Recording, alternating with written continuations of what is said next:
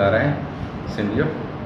सो साईं अची असां सां ॻाल्हि कई त असांजा हेस्को जा अमलदार या कुझु माण्हू ईअं था चवनि त रिलीफ जेको इमरान ख़ान साहिबु ॾिनो आहे उहा रिलीफ कोन मिलियो आहे ऐं उन ते कनेक्शन कटिजनि पिया।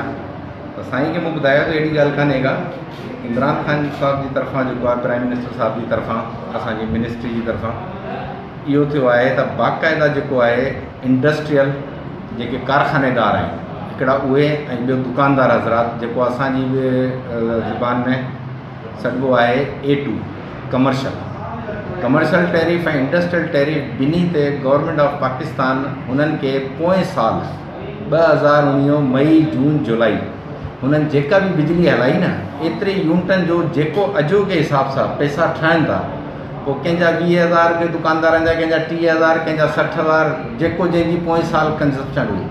ईअं कारखानेदारनि कंहिंखे 3-3 लख 4-4 लख बि मिलिया आहिनि। त उहे पैसा हिननि खे कोन्हनि पिया ॾिना। उहे पैसा अक्टूबर 2020 ताईं जेतिरी बिजली हलाईंदा उन में अक्टूबर ताईं उनखे इस्तेमालु करे सघनि था।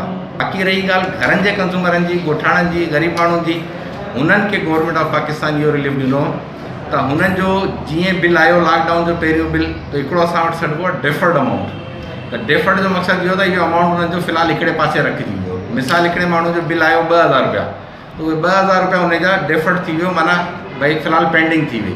पोइ ॿिए महीने वरी हुनजो बिल आयो मिसाल 1,500, तो 1,500 डेफर्ड थी वई। 2,000 में हुनजी 2 किस्तूं थी वयूं 700 रुपए जी, त 700 थी आई किस्तें। हाणे हुननि जी किस्तूं इंस्टॉलमेंट इहा बि हलंदी अक्टूबर ताईं, इहा बि हलंदी। घरनि जे माण्हुनि खे रिलीफ इहो आहे त जेका बि हुननि बिजली हलाई लॉकडाउन जे 3 महीना हुननि खां बिल कोन वरितो वियो। पर हाणे छा आहे त भई हाणे लॉकडाउन ख़तमु थी वई, कारोबार खुली विया, बिज़नेस खुली विया, पर उहे बि पैसा असां फुल कोन थो वठे। असांजी पंहिंजो हेस्को जेका आहे किस्तुनि में जेका उन्हनि खे बिलनि में किस्तूं थियूं पियूं अचनि 3-3